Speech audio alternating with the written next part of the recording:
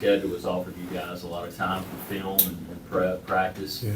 What have been your main takeaways from all of that, and what you've learned about the elite level required when you go to Hawaii and play there and then play in the Maui Invitational? Probably the first thing that I've talked about is consistency in terms of discipline and details. It's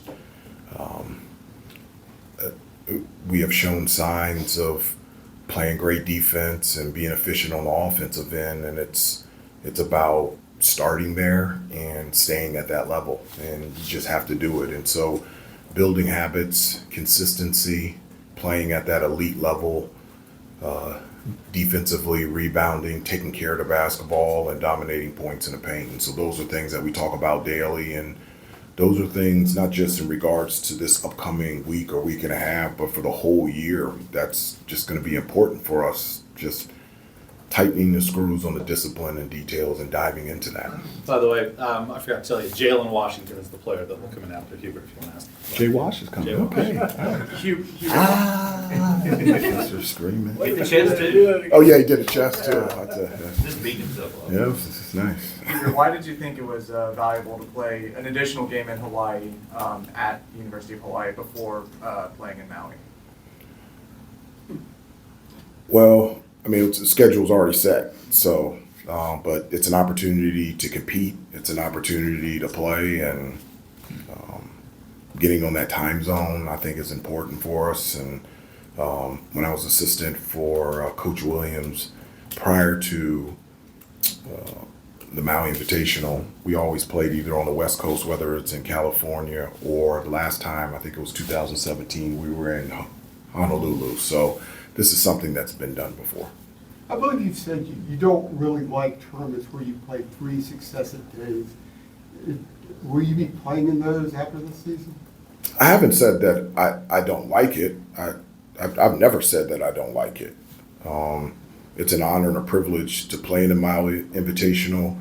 It's a tournament. Not only have I coached in as an assistant coach, but it's also a tournament that I played in as a player, and I have tremendous memories from that.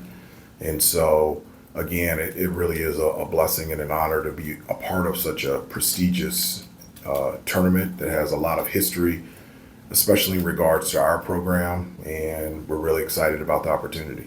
So in the future, you plan to play more of these tournaments with 3 successive days? That's a great question. My head is not thinking there in terms of what we're going to do in the future. My mind is really on the preparation for Hawaii, but I'm open to anything. What's the balance that you try to strike when you get to do cool things like this as a team, like going to Hawaii, being out there for a week? Obviously, I remember being in the Bahamas last year, and the guys were going on like the water slides and stuff, and the casino was, Roy was in there.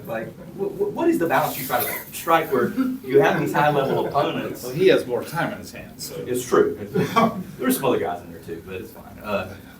Where you have these high-level opponents, but you also have like a cool experience to sort of take part in. No, it is. I think also playing in tournaments like this, it gives our kids an opportunity to be able to experience something that, one, they may never be able to experience again, and two, they never even thought that they would be able to experience. So to go to Honolulu and to go to Maui, that's something that our guys have never thought about and dreamed about. So giving them opportunities and being able for them to experience things that they've never experienced before is something that really brings joy to my heart. And obviously we're out there to compete and to win and to become a better basketball team, but there's also time there to spend time together as a team,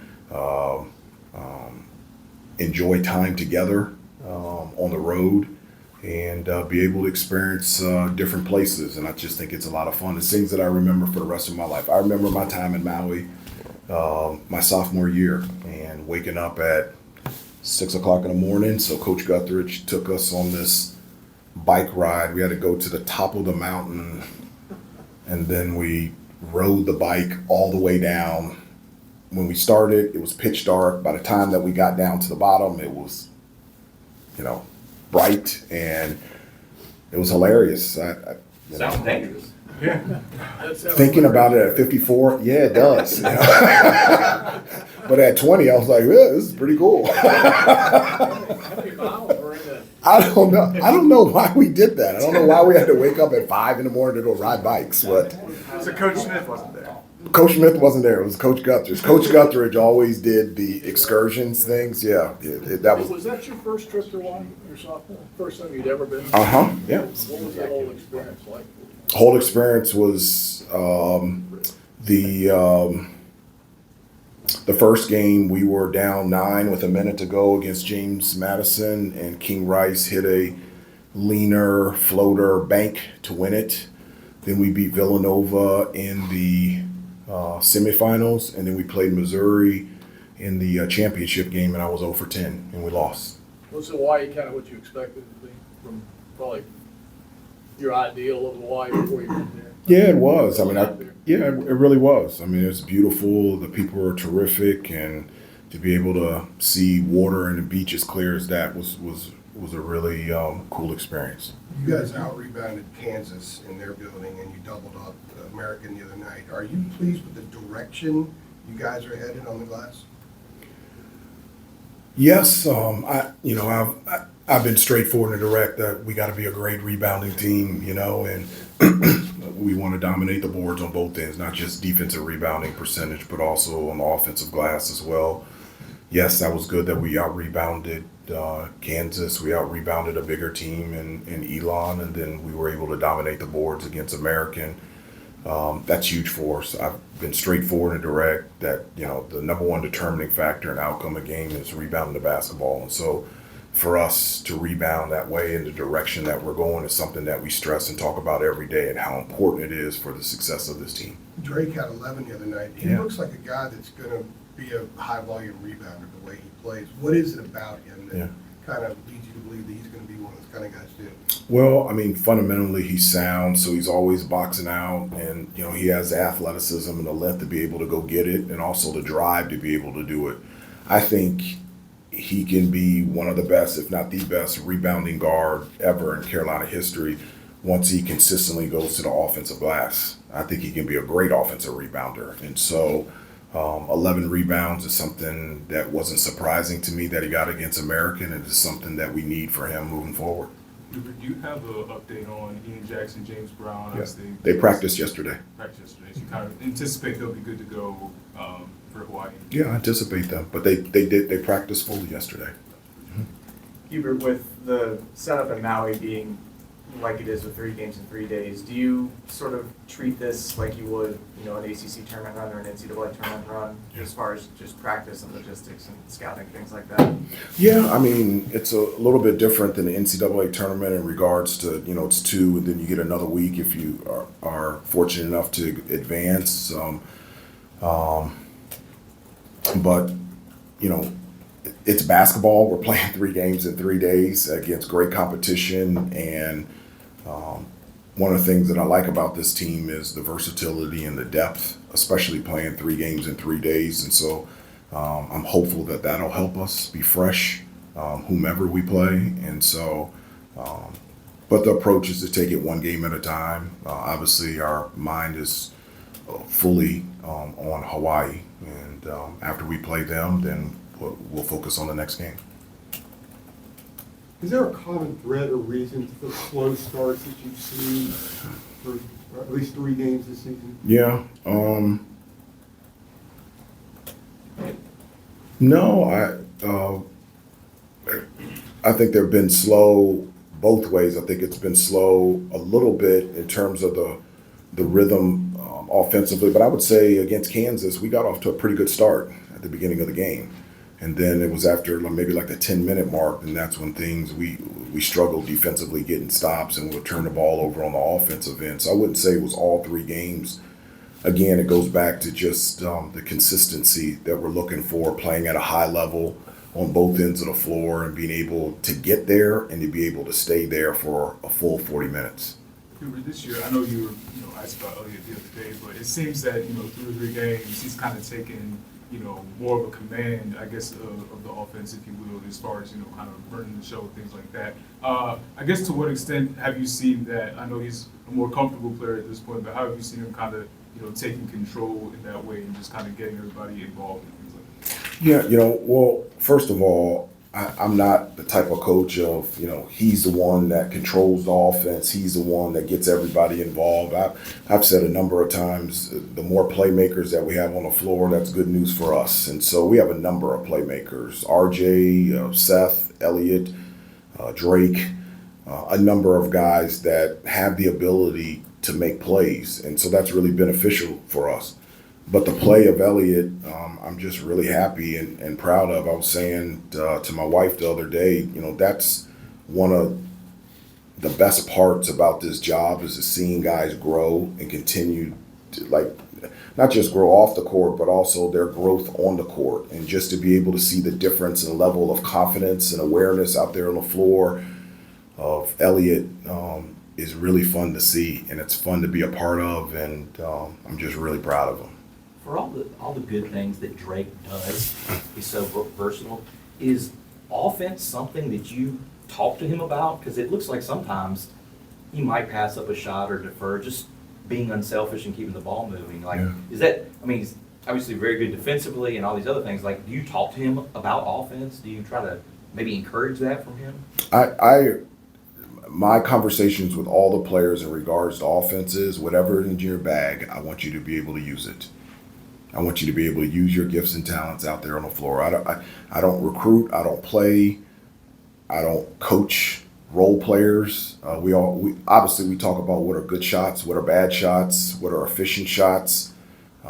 Those are things that are important to us to get a good shot every possession. But I want guys to be fast and free on the offensive end. And whatever is in your bag, I want you to be able to use it. So if you can shoot, shoot it. If you can drive, drive it. If you can shoot a hook shot from half court and make 50% of those, then do it. The question comes, is that in your bag? Is that something that I've seen you practice and practice or practice before and after practice? But Drake has the freedom to be able to do whatever he wants on the offensive end because of two things. One, of his skill level, but number two, of his ability to take really good shots.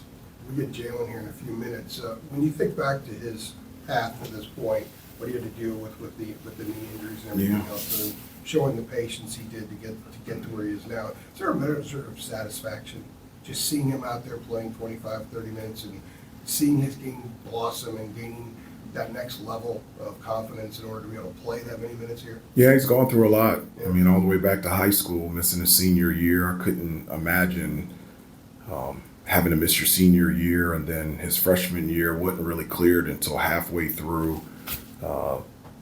his freshman year. And I remember the first time that we put him on the floor was in December. And so being able to watch him now be out there on the floor for long periods, defend, rebound, run the floor.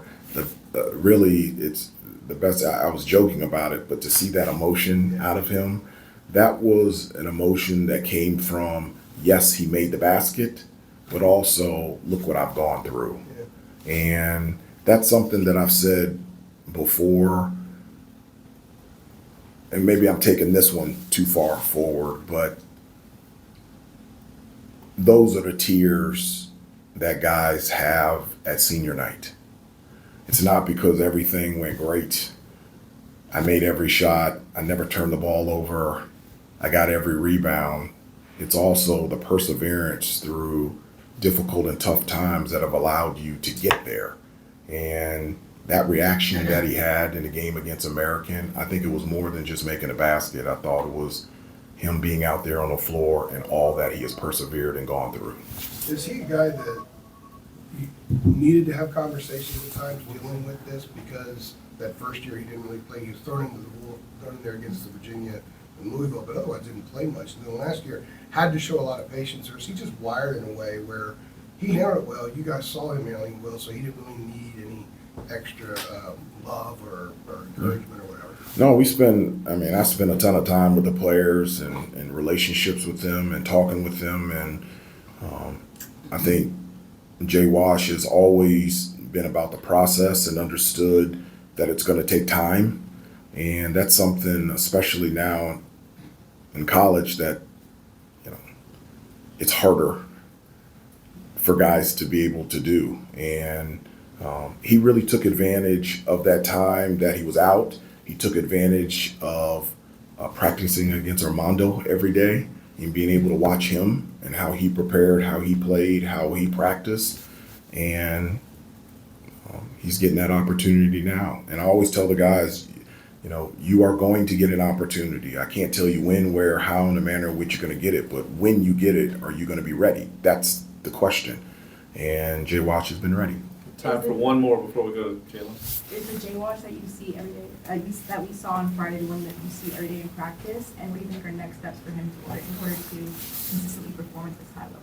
Yeah, he's always laughing. He's always joking around, and we joke around with each other. And I also push him too, because as well as he's playing, he has more in the tank.